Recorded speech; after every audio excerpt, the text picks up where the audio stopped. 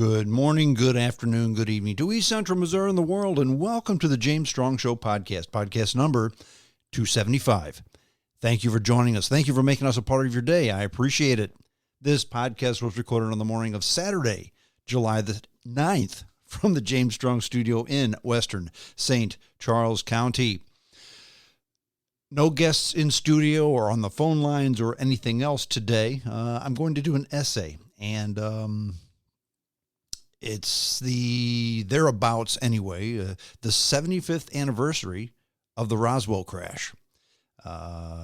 Probably the first true documented instance of a UFO crash and government cover-up. I say it's about that anniversary because we really don't know exactly when it was. We know when it was reported in the newspaper. We know when the rancher who discovered the wreckage reported it, but he lived in the middle of nowhere. And 75 years ago, there were no phone lines in Roswell, New Mexico, at least not out by the rancher's homestead. There was no internet. There wasn't even a newspaper that went out there to the guy. So it was several days after he saw the crash that he reported the crash, and then a few more days after that until the government got involved. So today's essay is going to be on the 75th anniversary of the Roswell crash. We'll talk about what happened, why the government covered it up, the lame excuses they came up with for explanations. I mean, years and years and years later, they came up with explanations, and you think to yourself, you've had all this time to think about it, and this is the best you can do. And we'll also talk about other instances of alien abductions, UFO crashes. Did they happen? Did they not? Some of the more prominent instances in the world of ufology.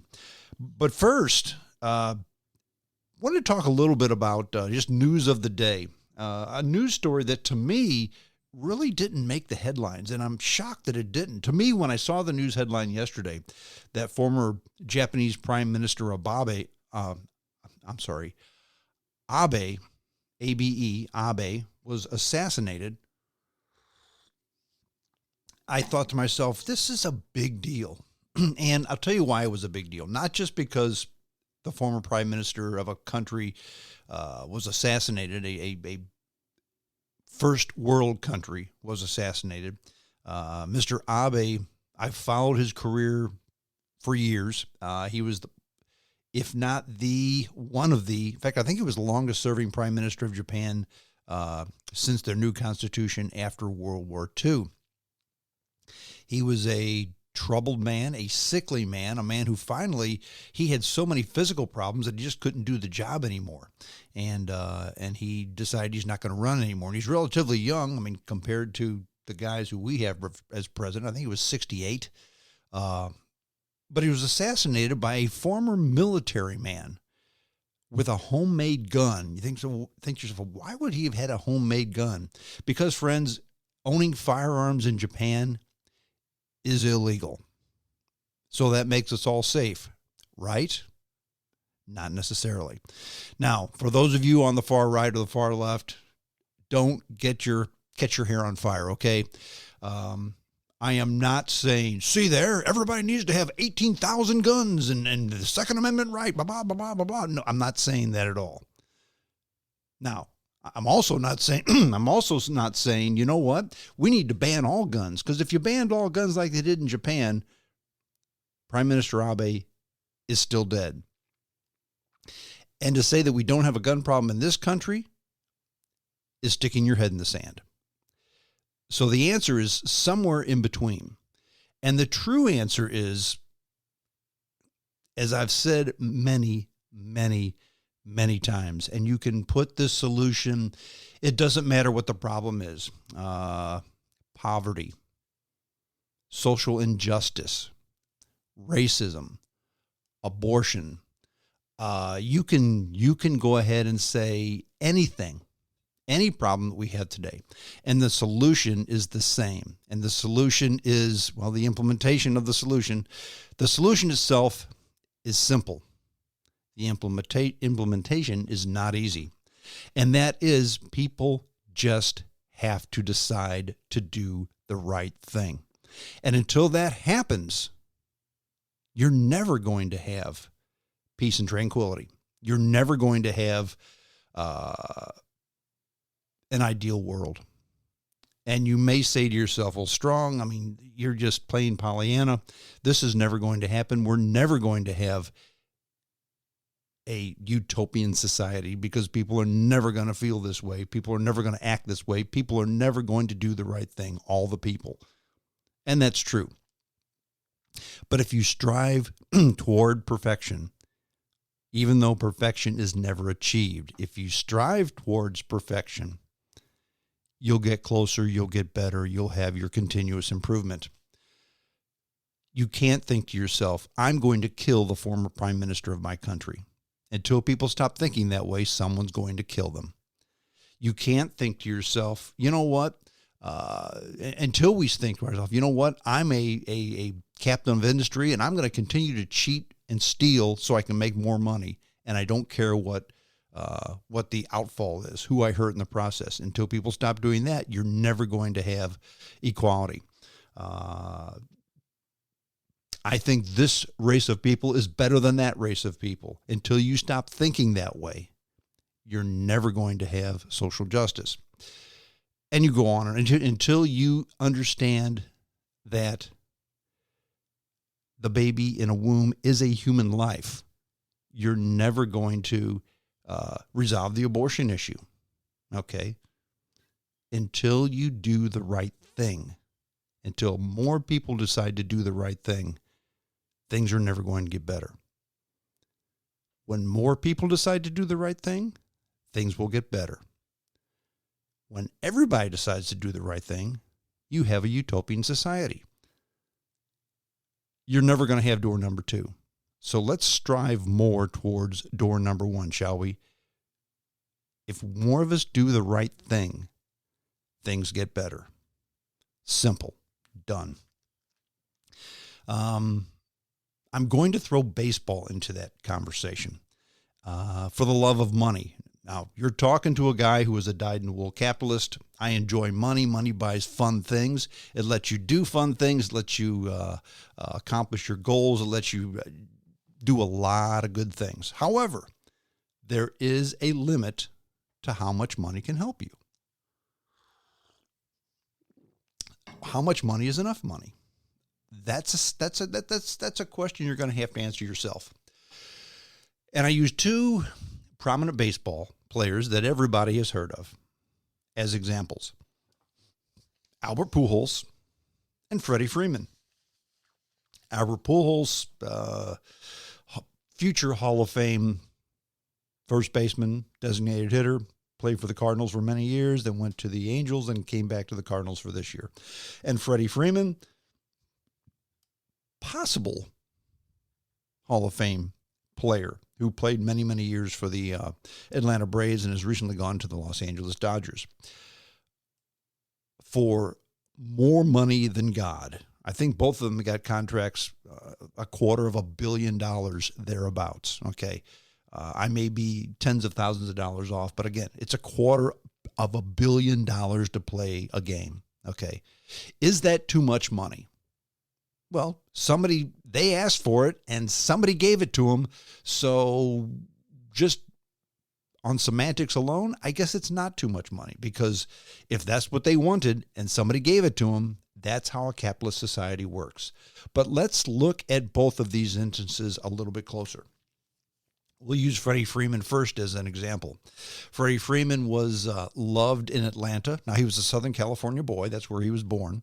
But he was loved in Atlanta. He loved being in Atlanta. And he went with a high-powered, hard-driving, hard-nosed ass of a free agent. And basically, he said he wanted to stay in Atlanta. Atlanta said they wanted to keep him. But he abdicated the negotiation of his contract to his agent. And the agent got the best deal for him. And it was with the Los Angeles Dodgers. Now, what Freeman did not know but found out later was that the deal offered by Atlanta was even a tad better than the deal offered by Los Angeles. It wasn't for more money, but the Los Angeles deal has a lot of deferred money in the contract, okay? So he's not going to get the stuff for many, many, many years. Whereas the Atlanta money was money up front, where he gets it now and can invest it. And when the smoke clears, if you look at the average return on investment in the stock market, the deal in Atlanta was the better deal. But he went with the deal in L.A. because Freeman said he did not know about the deal in Atlanta. His agent didn't tell him. Now, to be fair, the agent got him more money up front, and that's what he asked for. Be careful what you ask for. Freeman went to Atlanta, the first trip to Atlanta with the Dodgers, and he cried like a baby. I should have never done this. Wanted to go back. Sorry, Charlie. You went ahead and took all the money you could. Atlanta offered you more money than God. Atlanta offered you more money than you could ever spend. And you wanted to stay in Atlanta. But the Dodgers offered you more money today. And that's what you took. Be careful what you wish for. Instance number 2, Albert Pujols took all that money, again, $250 million or so, to go from St. Louis to the Los Angeles Angels. And the Cardinals did not offer as much money. So he got a bunch more money to go to Los Angeles Angels than he would have gotten staying with the St. Louis Cardinals. Probably about $30 or $40 million more. Now you think to yourself, well, 30 or 40 million, that's a lot of money. It is. But then when you compare 230 million to 260 million, is it a lot of money? I guess it still is. But look at Albert Pujols' life. Here's a man who, when in St. Louis, was almost too good to be true. A gentleman, a Christian, had married a woman with Down syndrome children, did a lot of things for the community, for the Down syndrome children, for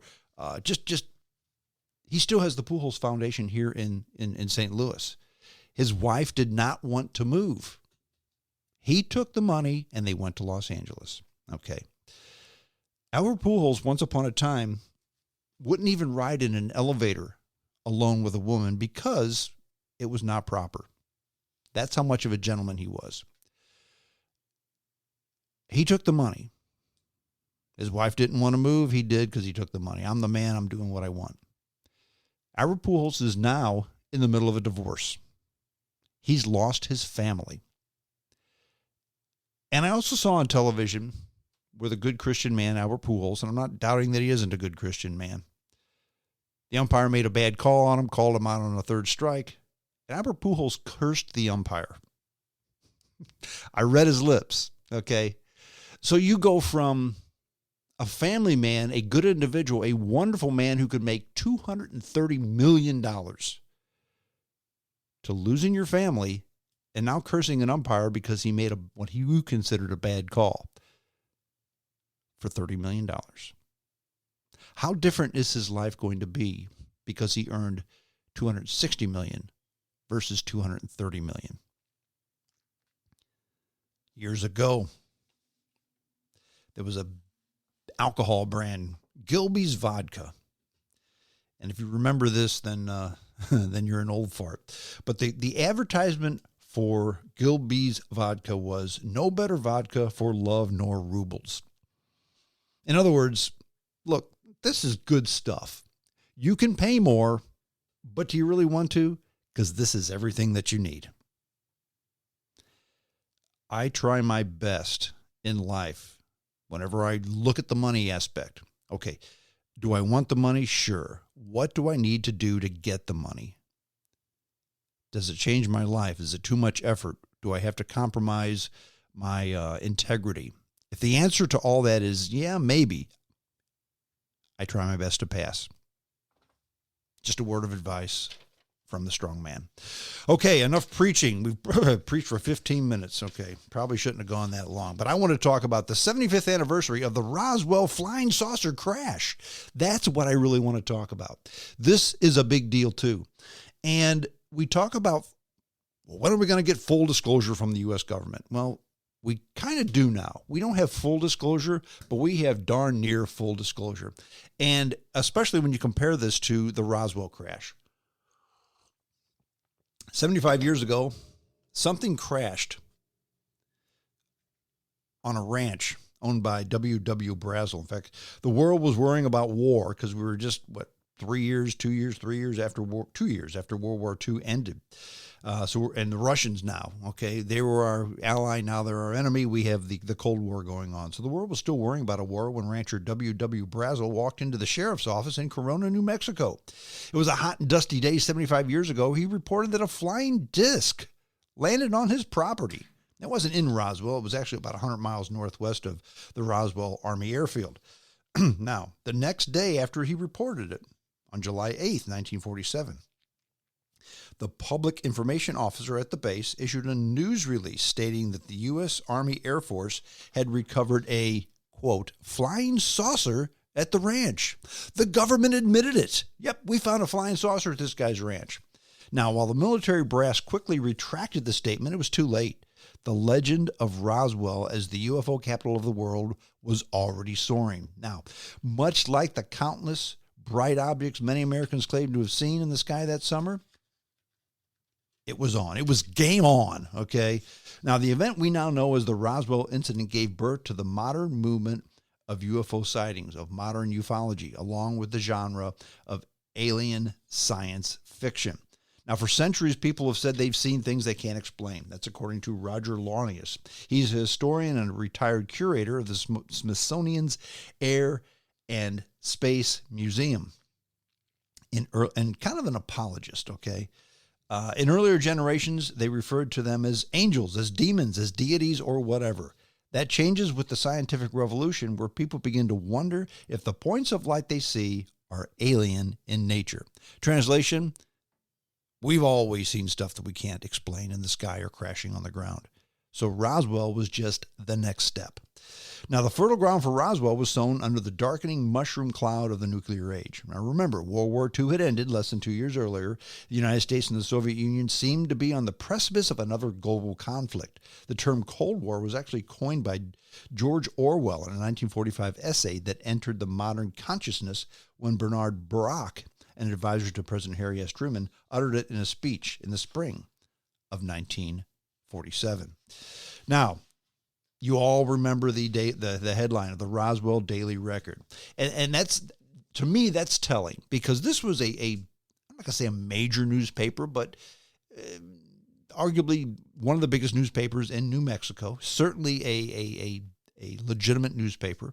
The headlines of the Roswell Daily Record says, RAAF, that's the Air Force basically, captures a flying saucer on ranch in Roswell region. That's what the headline said on July 8th, 1947. The next day, in the Roswell Dispatch, which was owned by the same company, the same family of newspapers, says, Army debunks Roswell flying disc as the world simmers with excitement. So the next day they said, wait a minute, there's no flying saucer here. Well, was there or was there not? That's kind of up to you. Now, the Army, amid the heightened apprehension that came for the first news, the Army backed off. In fact, media sources across the country reported that a civilian pilot named Ken Arnold said he spotted bright objects streaking across the sky at supersonic speeds near Mount Rainier in Washington, about the same time, okay? Now, some officials suggested the fast-moving lights might have been rockets or jets tested by the military. Now, nonetheless, public hysteria erupted over the next few weeks, with more than 800 similar sightings being reported all across the country. Now, many of them were deemed as copycat events by law enforcement and military officials. Now, Launius goes on to say, when Ken Arnold sees stuff, it's told in an overblown tabloid way. It gets hyped up in the press, and it builds from there. If the present doesn't tell you that Americans love conspiracies, I don't know what does. It wasn't any different in 1947. So Larnius says, okay, that's just another conspiracy theory, okay, just like Americans love to have. Or was it? Now, while all this was happening, an unsuspecting Brazel, remember the owner of the ranch, was tending the sheep and cattle on his New Mexico ranch. He didn't have radio or newspaper. He was isolated from the outside world. In fact, the rancher gave little thought to the unusual debris he found scattered all about his pastures. On July 5th, Brazel headed into Corona on a Saturday night and learned what everyone else had been talking about. In other words, he didn't hear about any of this, but the talk was all about, hey, all these people are seeing flying saucers in the sky. So he began to wonder, was there a connection to the debris, whatever crashed on his land, and what these people were talking about? So on Monday, he gathered up the strange material, traveled back into town to inform the local officials of his discovery. The sheriff then visited Brazel's ranch. He then contacted the military. The debris was transported to the Fort Worth Army Airfield in Texas, where military experts proclaimed it was just a crashed weather balloon. However, before that pronouncement was relayed back to Roswell, the New Mexico base sent out a news release about finding a flying saucer. Lieutenant Robert Halt, Roswell's public information officer, later claimed the base commander, Colonel William Blanchard, had ordered him to use that description.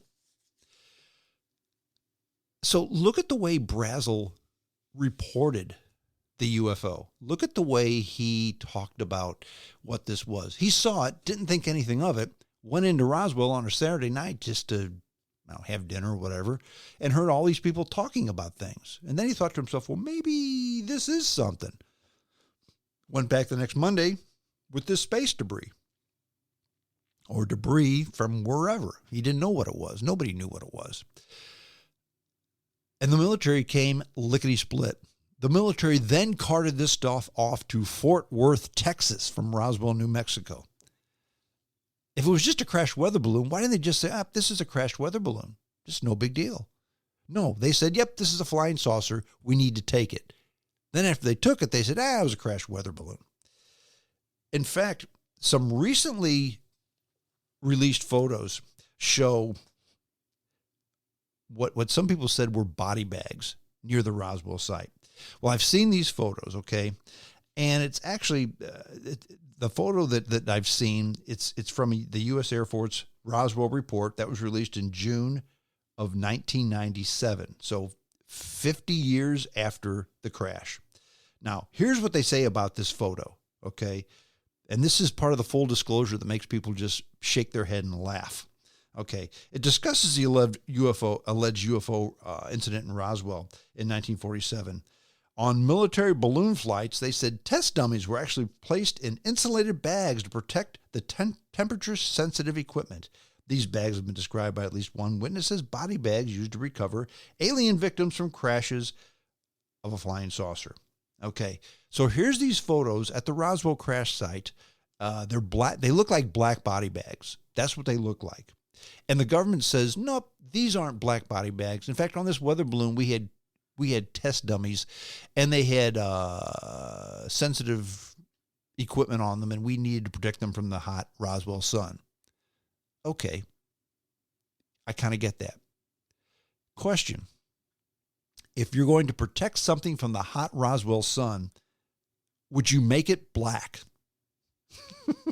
No, black absorbs heat. If you have anything to protect from the sun, it's going to be white, not black. And then people wonder why. No one believes the government when they issue these stupid things. And the thing is, they had 50 years to make up the story. This wasn't released until June 24th, 1997, 50 years later. And the best they can come up with, well, yeah, these weren't bodies that were recovered from this crash. These were test dummies, and we put them in a temperature-sensitive bag. That's black, by the way. Nobody believes it.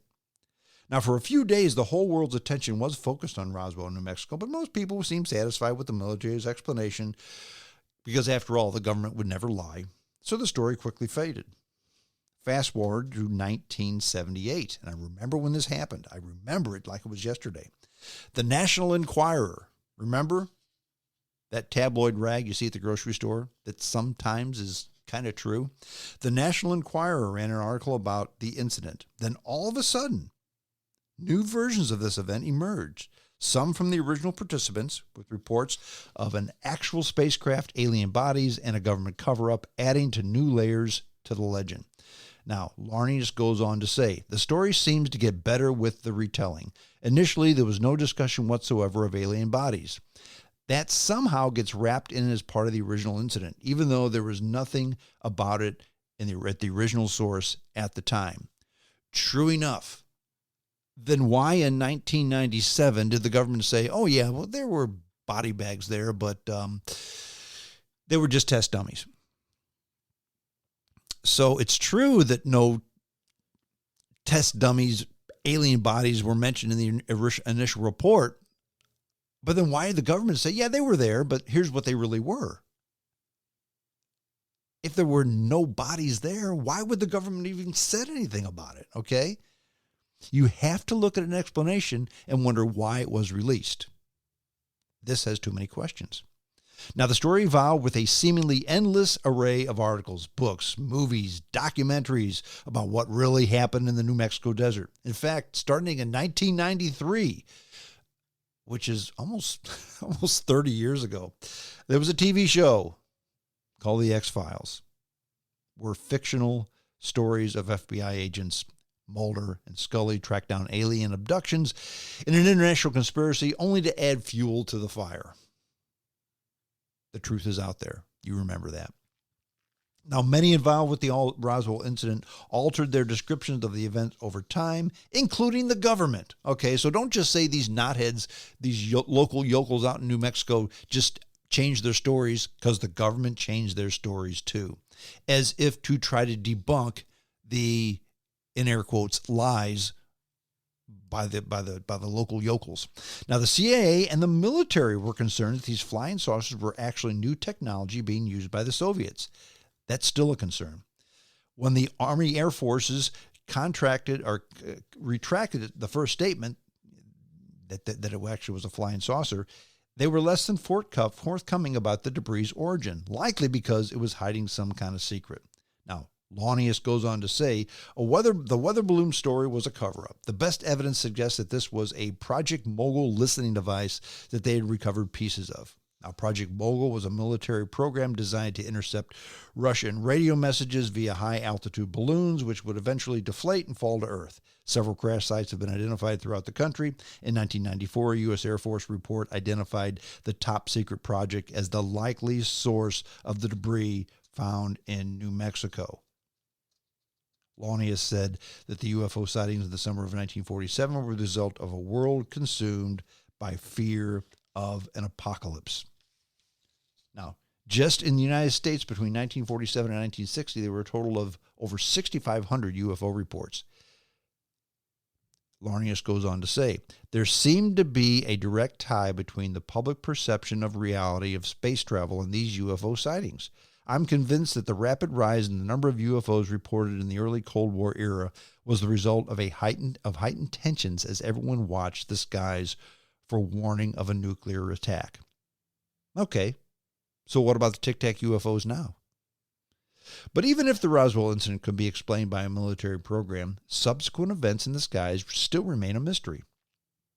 In fact, on July 19th, 1952, almost exactly 5 years after rancher Brazel reported the strange debris in his ranch, a series of UFO sightings occurred over Washington, D.C. I remember this too. Airline pilots reported seeing flashes of light streaking across the sky, and radar operators were perplexed by fast-moving blips on their screen. The Air Force scrambled jets to intercept the objects, which disappeared and never returned. This event was 70 years ago, and it's never been explained. Lies, lies, and damned lies. The government denies bodies found at the Roswell space crash down in 1947. 50 years later, they say they were crash dummies stored in insulation bags to protect temperature-sensitive equipment. And nobody believes that story. Photos of the body bags were released after denial of the body bags being there. Do I think that the Roswell crash were alien spacecraft that are wrecked with alien beings? I don't know. Maybe. I'm not saying yes. I'm not saying no. I'm saying perhaps. Quizás, as the Spanish would say. But what they were not were weather balloons. And they were not crash dummies protected from the hot weather sun by black bags. Okay, that's what they weren't. It's like the 5-year-old kid when mom says, "Did you take the cookie?" And he's got crumbs all over his face, and he says no. Okay, you can't even lie well. Okay, the government doesn't lie well. So, was it a UFO space crash? I don't know. Was it a weather balloon with crash dummies protected by black body bags? No, it definitely wasn't that. So it maybe wasn't a crashed aircraft, but it certainly wasn't what the government was saying. So what was it? Again, we don't know. And this stuff has been going on forever, for a long, long, long time. In fact, here's a story I remember. This came out about the same time as the Roswell stuff started to come back. And you may remember it, you may not. There's a case of a UFO abduction by actually two guys in Pascagoula, Mississippi. Charles Hickson and Calvin Parker Jr. In fact, the men claimed they were abducted by aliens in Mississippi. And the police interviewed them. And they believed them.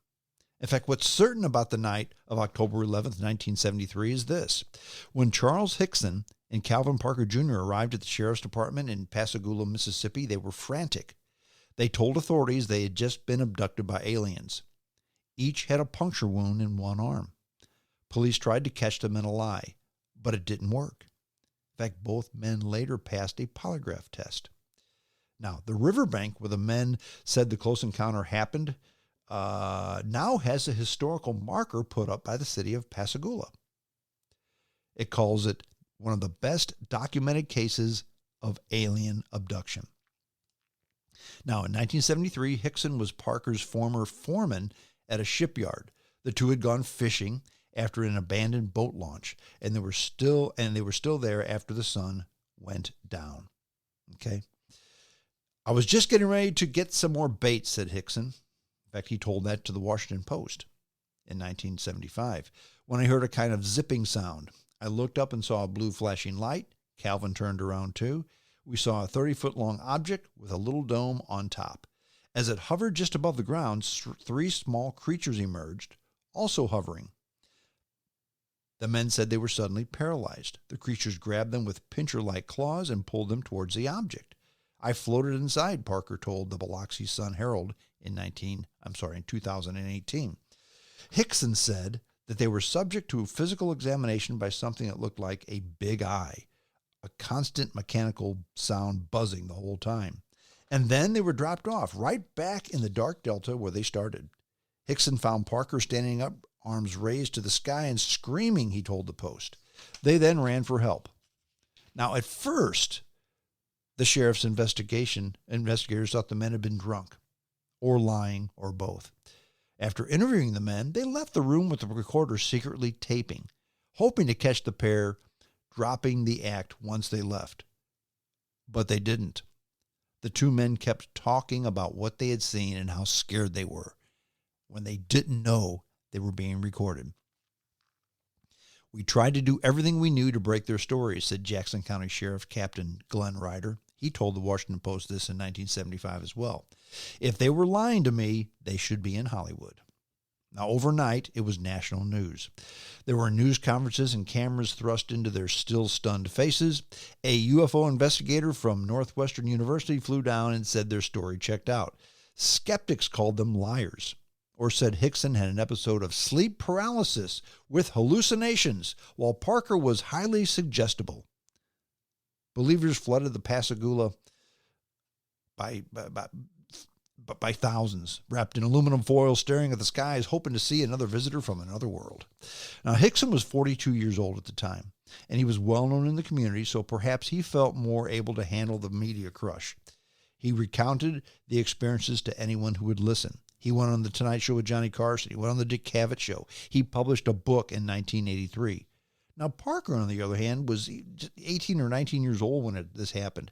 He had just arrived in Pascagoula from an even smaller town. He planned to earn some extra money, return home, and get married. He told the media he'd passed out at the beginning of the whole affair and couldn't remember what happened. That was the only lie he told. He told the Sun-Herald in 2018.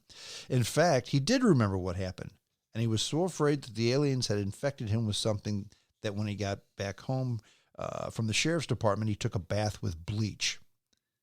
Within a few weeks, he skipped town, he got married, he picked up work in the oil fields. If someone at a job recognized him, he would just quit and move on.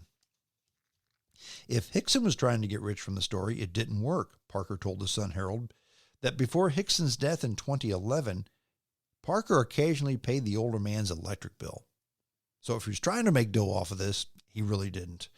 Parker, now in his late 60s, slowly came out of hiding in recent years and in 2018 published a book on his own. Now in March, as the city was discussing plans for the marker, eyewitnesses emerged telling the Mississippi Clarion Ledger that on the night in question, they saw unidentified flying objects with flashing blue lights going up and down the Pascagoula River. They said they kept it secret all those years because they were afraid of people's reaction. Now, one of them was Maria Blair, and she told the Clarion Ledger, quote, "The story is very true. That's what bothered me for 45 years, and it's been on my mind for 45 years. Why would someone wait 45 years and then come out with this story? Were the other stories of flashing blue lights right around that time, were they copycat? Were Hickson and Parker just lying? Well, the Pascagoula police said no. Okay. What did they see? What happened to them? Obviously something. This wasn't the case of just two guys just lying. Because if you're just lying about something like this for the attention, why would you, like Parker did, wash yourself in bleach, leave town, get a job at an oil well site or something, oil rig site or something, and every time someone would see you, you would just move on because you didn't want to discuss it? Why would you do that? These men were obviously terrified, especially Parker. Something happened to them. Now, did aliens come down from Venus and abduct them and do all this kind of stuff? Don't know about that. But something happened. Was it something the government did? The government has done all kinds of scary, hokey things. In that part of the country, what was in Alabama, I think, not Mississippi, but where the government just infested a bunch of black men with syphilis just to see how it would react to them. Here in St. Louis, when they blew all the radioactive dust off the buildings in Pruitt-Igoe, and then tested our teeth as children just to see how the radioactivity affected us. All kinds of things that the government has done, and later on said, yeah, well, we did that, but all the people that did that are dead. So we tend to have full disclosure for this kind of stuff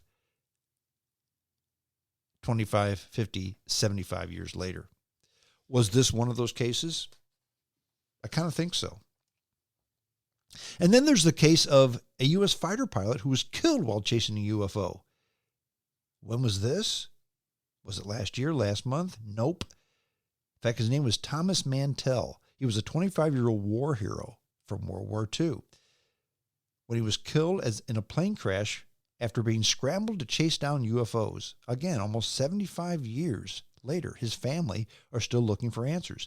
Now, the official story, again, this is on January 7th, 1948, just after Roswell. The official story is that he flew too high in an airplane, ran out of oxygen while chasing Venus or a weather balloon. But simply doesn't wash for Terry and the rest of, that's his grandson, and the rest of the Mantell family. Thomas Mantell died January 7, 1948, when his fighter plane fell out of the sky in Kentucky. Okay.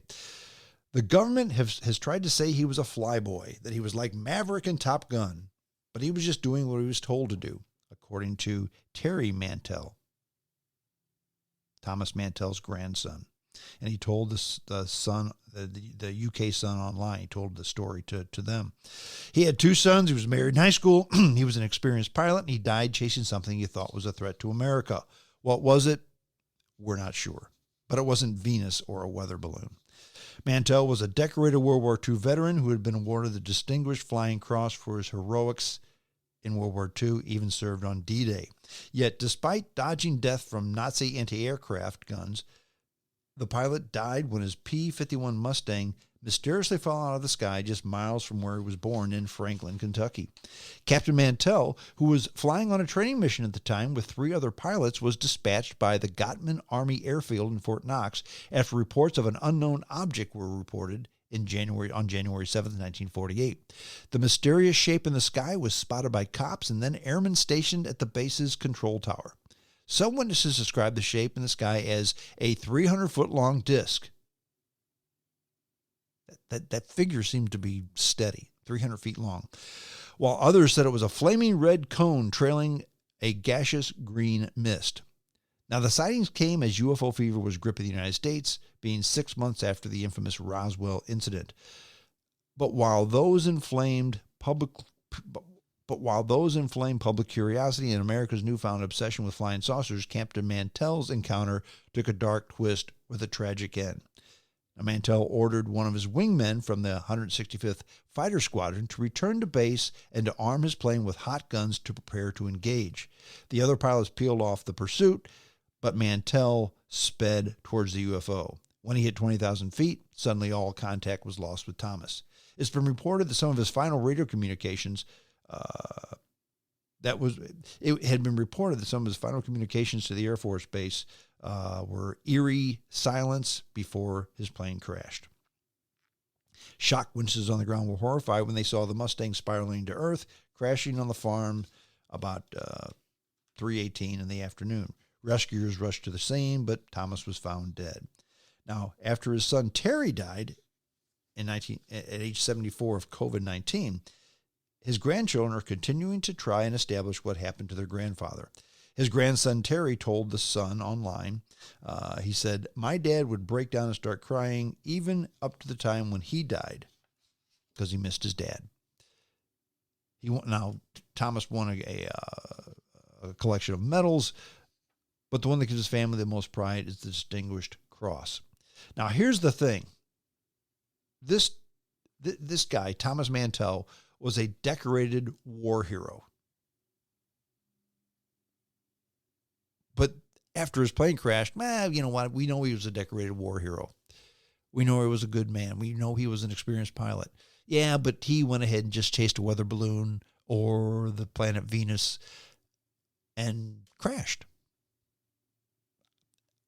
I don't know what he was doing, but I don't think he said, wow, it's the planet Venus. I'm going to chase it. And here's why. The plane crashed, here's the time, 3:18 in the afternoon. That's the middle of the afternoon when the sun's out. You can't see the planet Venus then. Think about it. And again, this is just like the Roswell incident. Okay, maybe it wasn't a 300-foot-long UFO with green exhaust coming out the back. But it certainly wasn't the planet Venus.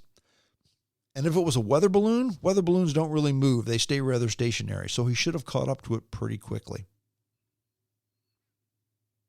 Again, the explanation given by the government is totally ridiculous.